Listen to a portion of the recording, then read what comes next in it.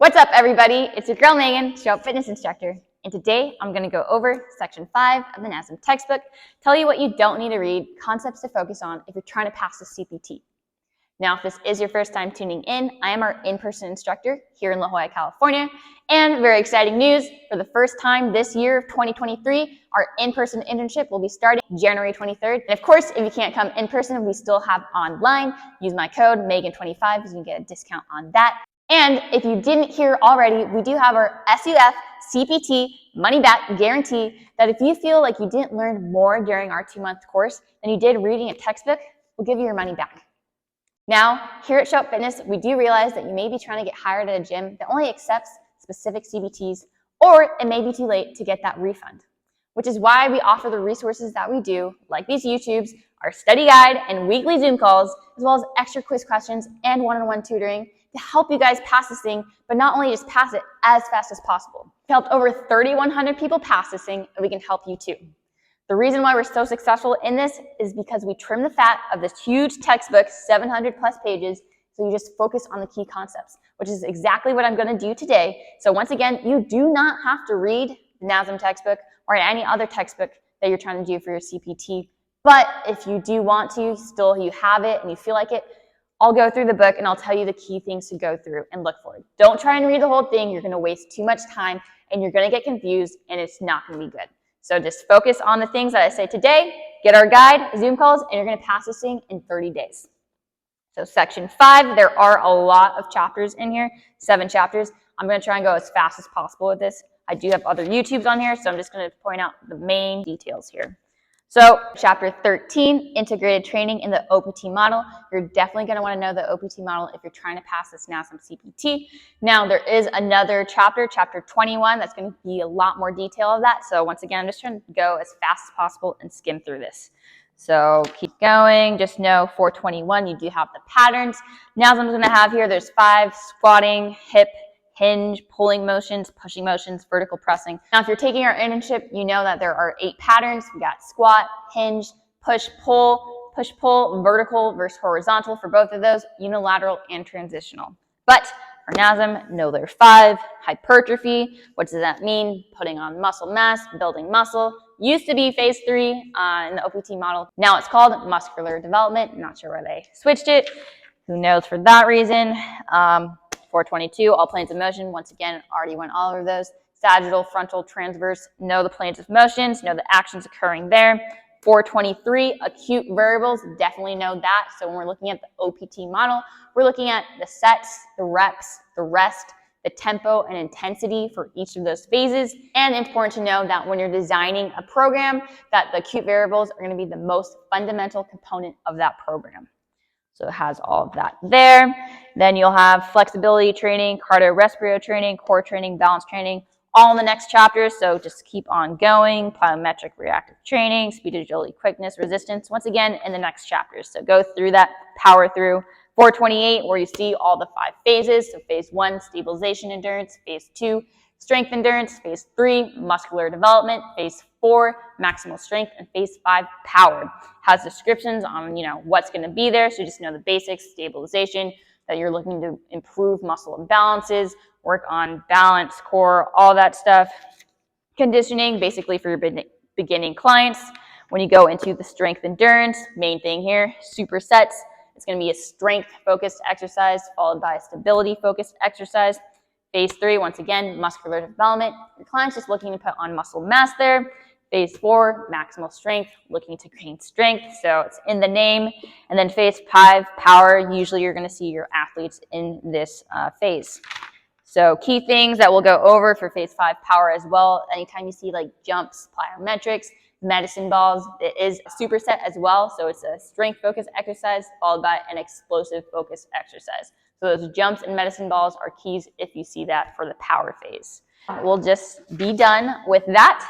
Chapter 13, super quick. On to the next one, Chapter 14, flexibility training concept. Definitely know this. What type of stretching flexibility are you doing for certain clients, individuals? Where do you place it? If you've been taking our courses, you would know that if you have overactive muscles, that's what you want to stretch, right? And foam roll. What is foam rolling called? SMR, self-myofascial release. And what type of stretching are you doing there? You're doing static stretching. For 30-second holds there, those both fall in the phase 1 stabilization OPT model acute variables there. Key things here, page 443, already gone over them before. Know these terms: reciprocal inhibition, altered reciprocal inhibition, overactive muscles, underactive muscles, synergistic dominance. Key terms that you guys are going to want to know. So we'll keep going. Page 445, muscle spindles versus Golgi tendon. Muscle spindles, there's an S, so think stretch. It's going to be sensitive to the change of length in a muscle and the rate of that change. And then Golgi tendon, T for tension. It's going to be sensitive to the change in tension and the rate at which that tension changes in the muscle. Keep going. Here we go. Static stretching, like I said, for those overactive muscles, about 30 seconds there. Keep going, keep going. Davies law, page 449, definitely know that. States that soft tissues mold along a line of stress. So we're going to keep on going there. 451, DOM, so what does that mean? DOMS stands for delayed onset muscle soreness. So you did the work and you get sore afterwards, 1 to 3 days. Here, 452, it will say, once again, an example of autogenic inhibition would be foam rolling, SMR, self-myofascial release.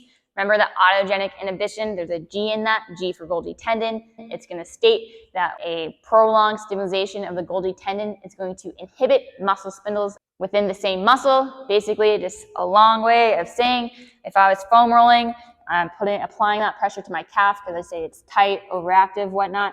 It's going to sense that tension in my calf. It's going to send a signal up to my brain. It's going to send a signal back down to release that tension in my calf. Just know that. And then there's different types of foam rolling they're doing here. Just keep on going. No point in looking through this. Page 456, contraindications pops up once again. What does that mean? Basically just something that you want to be cautious with doing with a certain clientele. So when it comes to SMR, foam rolling, you want to be cautious with doing it, obviously, with people who have open wounds, cuts, bleeding disorders, deep veins, cancer. So once again, on page 457, as you'll see, static stretching, which you'll also refer to as corrective flexibility. You're going to be holding that for 30 seconds, doing that for that phase 1 stabilization, those overactive muscles. So there's different stretches you can do. All these stretch are going to say static stretch, right? So you could do any of these stretches as long as it says static. You know that you're holding it for 30 seconds there. So just kind of go through this. Go through that. No, for the hip flexor stretch on page 462, they're going to want to posteriorly tilt or squeeze their glutes there. You have on page 463 a very common one, the static ball latissimus dorsi stretch, just the ball lat stretch. Keep it easier. Basically, a cueing point for that, make sure while your client's arm is on the ball that their thumb is pointed up. So those are there. Active stretching, page 465, that's when we're looking at the strength levels of the OPT model. So phases 2, 3, and 4. And you're doing those stretches for 1 to 2 second holds for 5 to 10 repetitions there. So you're pretty much could be doing the same stretches that you did as static. The difference here is how long you're holding it. Once again, can be doing the same exact thing. It's just holding, so just keep on going. And then the last one, page 473, dynamic stretching, also referred to as functional flexibility. There's no set time limit here. You just want to make sure that your client is going through the full range of motion. Usually you're going to have it that your athletes are doing it because this is going to be in the power phase of the OPT model. So it's 1 set for 10 to 15 reps for about 3 to 10 exercises here. Usually they like prisoner squats, multiplanar lunges.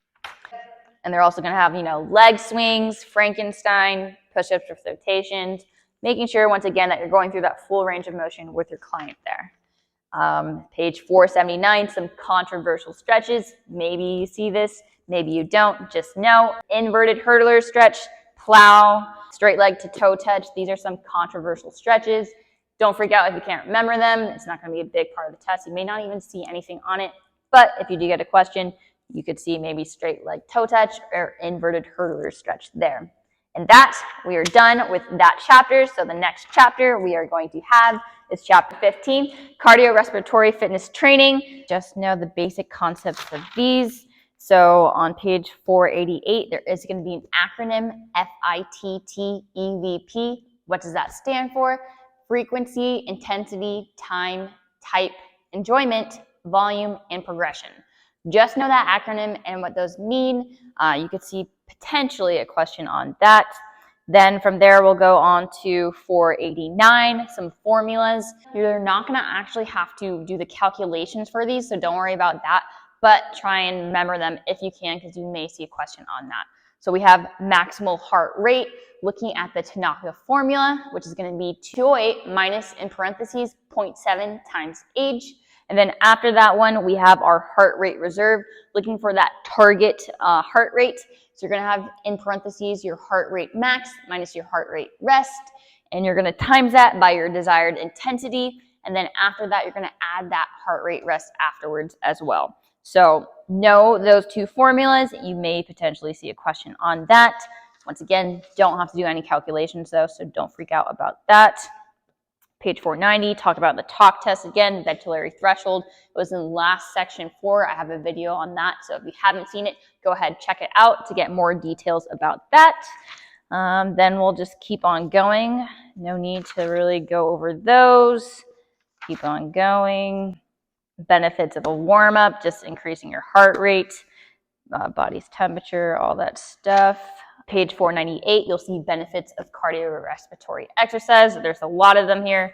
The main ones to know is that you're going to lower your resting heart rate as well as reduce your blood pressure there. 499, you'll see the benefits of cooling down.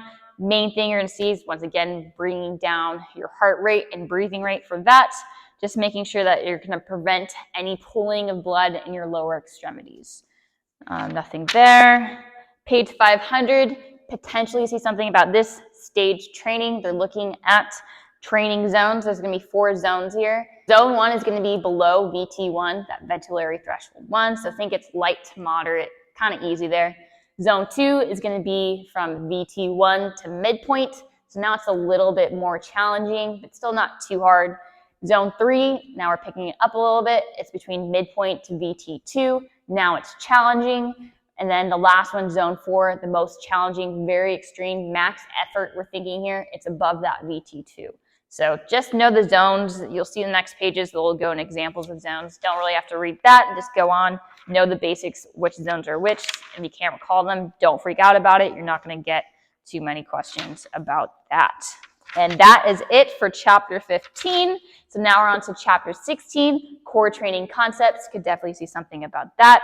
So make sure just pay attention over the basics of it. Page 514, 515, 516, 517, just going over the basics example of a local versus global muscle. This is a concept that you should not freak out about. Maybe you see a question, maybe you don't.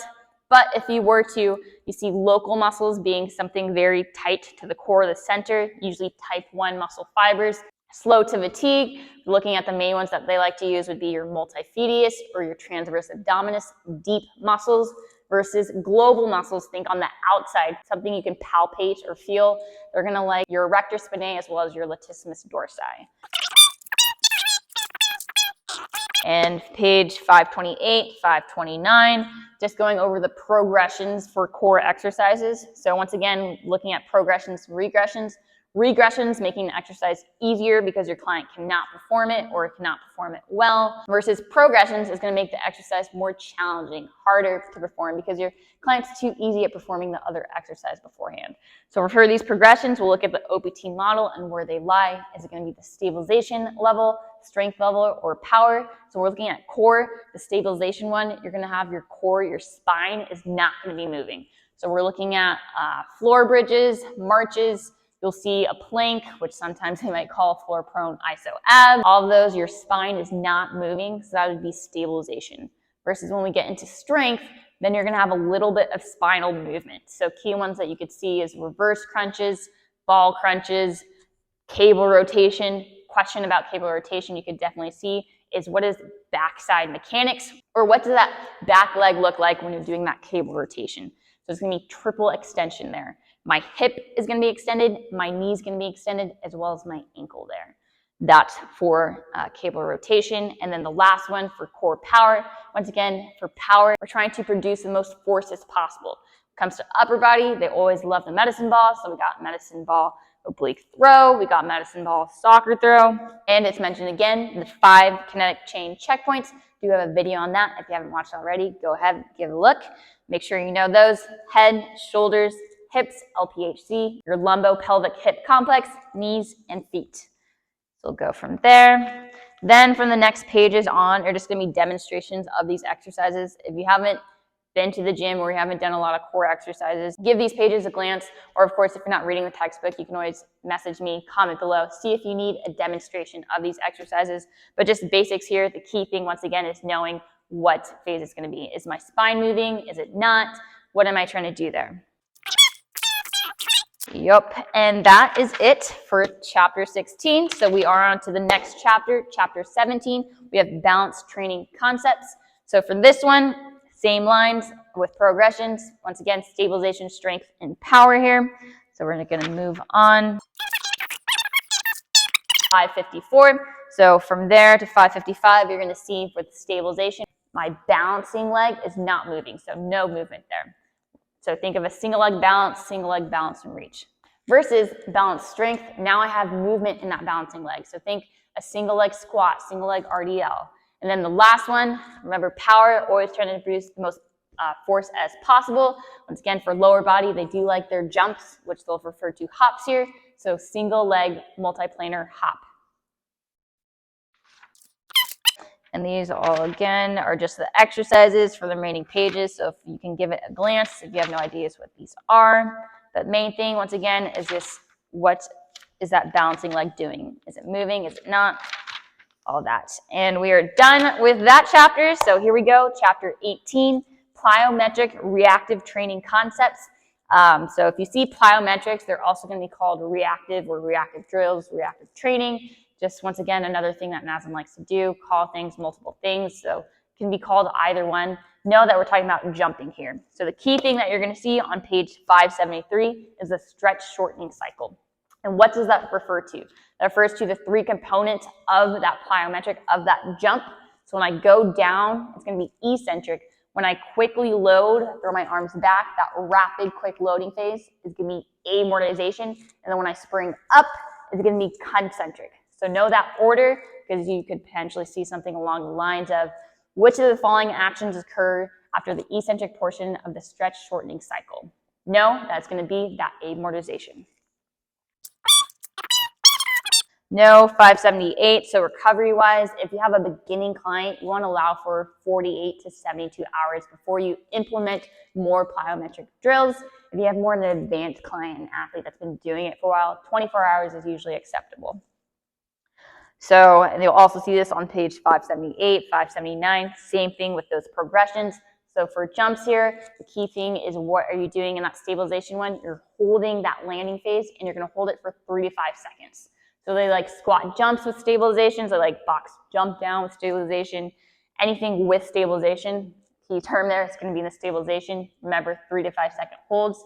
When we progress into the strength levels, now you're going to see more repetitive movement. So I'm no longer holding it, take out that. So I can just do a squat jump by itself without holding for 3 to 5 seconds, or I could do tuck jumps or butt kicks, they also like as well. And then the last one for power, once again, trying to produce as much force as possible. We have ice skaters going back and forth on one leg, and of course a single leg power step up. Power's in the name, so it kind of gives away there. But those would be for plyometric exercises. If you've never done these before, don't know what they are, you can go ahead and look at it. Key thing when doing these is making sure that you want to land softly on the balls of your feet. We're not stomping hard, landing on our toes, all that stuff. But we are done with that chapter. So now we are on to chapter 19, speed, agility, and quickness training. I do have a video on that. If you haven't seen it already, go check it out. So I'm not going to get too much into detail here, but just the key thing right here on page 592 to start off with it. The differences between that, speed is going to be the ability to run as fast as possible in one direction. Agility is going to be the ability to accelerate and decelerate as fast as possible. So start, stop. And then quickness is going to be the ability to react in all 3 planes of motion. So reacting to stimuli there. We do have on page 594 covered over backside mechanics. For sprinting, you're looking at front side mechanics. So my front leg there, front side mechanics, F, triple flexion. So I have hip flexion, knee flexion, and ankle flexion, which is dorsiflexion there. So again, I do have a video, so just going to skip this. For youth, you have red light, green light. For older adults, you have stand up to figure 8. And then you have these other cone drills as well, left drills, all that stuff. Going to skip that.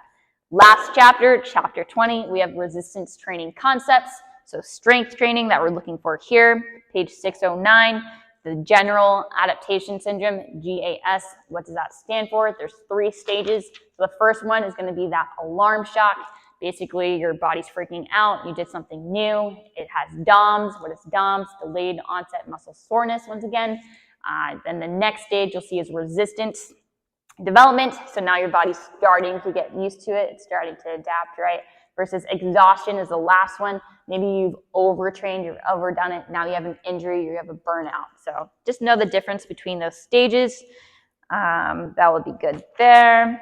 And then 612, you do have the principle of specificity, the SAID principle, so specific adaptations to impose demands. Basically, for your client, you have to make sure that it fits their needs.